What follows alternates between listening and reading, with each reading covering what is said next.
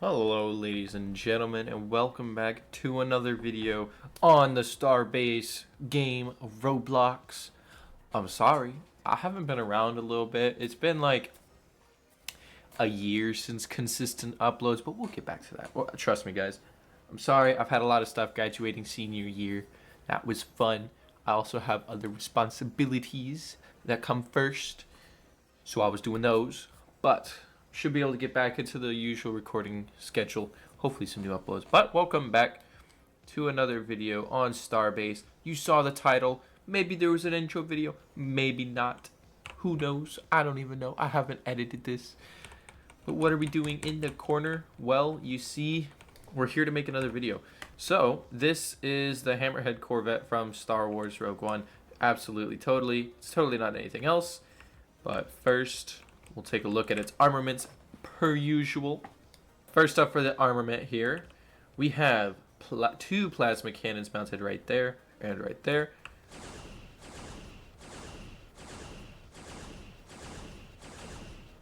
We have point defense mounted all over.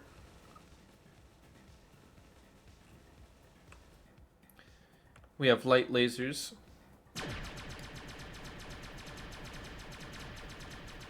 Which are invisible. We have dual purpose guns. We have 4 mounted, so if you shoot forward, you can get some crazy firepower. Oh shoot. Oh no, I just made that auto carrier mad. And we also have anti-air missiles. Alright, now that we're done with that whole mess, we're starting off here at the bridge where you have 2 artillery controllers on your right and left. You have your FTL navigation and your sensor operator on the left and right as well, followed by the command seat right in the middle with actually one of the better views for flying in a cockpit mode, which is very cool to see. Going back, we have a replicator on the right. We have a bench, plants, and some seating in the neck of the ship. If you see out the window, well, it's not going to let me. If you see outside, we are in the neck of the ship. Very neat. Look at those giant plasma cannons. Something very cool about this room is the architecture about it. It's very neat, and you can even see up above the replicator there. Oops. Up above the replicator there are little hatches, like you can store something. And also, it's just a very good space. It's small, but it doesn't feel tight and like unusable. And the bridge is also well designed. Simple, but realistically, you don't need a whole lot, especially when you're going to be looking outside of it the majority of the time if you're in first person. Continuing further back, that is deck 1 we just took a look at. We can also go to deck 2. And here's where we have the secondary artillery control right there. They can fire all weapons, all of them. What the heck is that? That doesn't look like fun. But they're right on the top on the dorsal side of the ship, and they have a nice view of nothing. Just kidding. This is also an important spot because it is with the only exit to the outside world from the interior of the ship. Here's the missile launch tubes. So if you want to go in and out, this is the only place to do it, and the door is tripping out. You can go further back into the engineering section where you have nothing but cool detailing. These aren't escape pods, maybe a missed opportunity. I'm not sure. I'm not the devs. But this room is nice. It's small. It is very bland, but you know, it gets the job done and making it feel like an engineering room.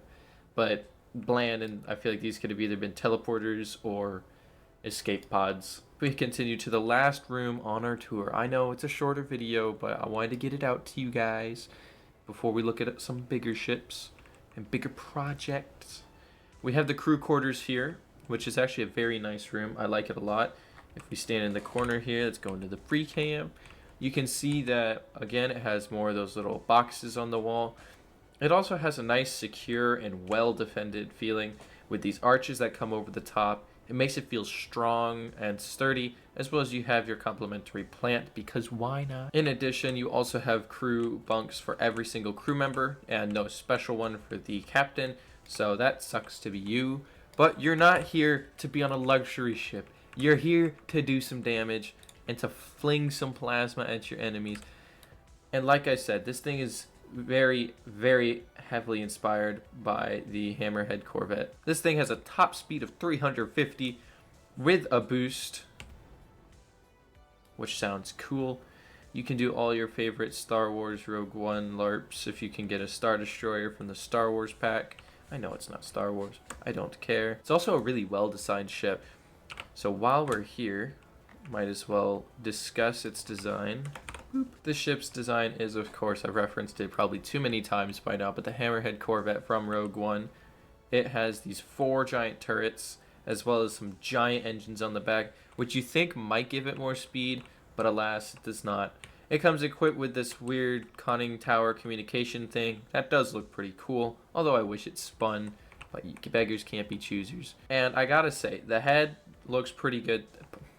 The hammerhead looks pretty good, as well as also the neck on it looks good. It doesn't look like it'll break off. I mean, maybe a little, but it's not that big of a deal. But I gotta hand it to whoever designed this ship. Basically, behind the neck, everything on it is beautiful, immaculate. It's basically perfect. I couldn't want anything more. It's just a beautiful designed ship, and I might actually start flying it around as one of my primary ships when I'm just tooling around doing nothing.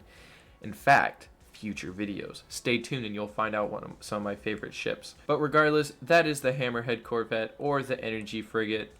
Thank you guys for watching. I will see you again in the next one. Bye.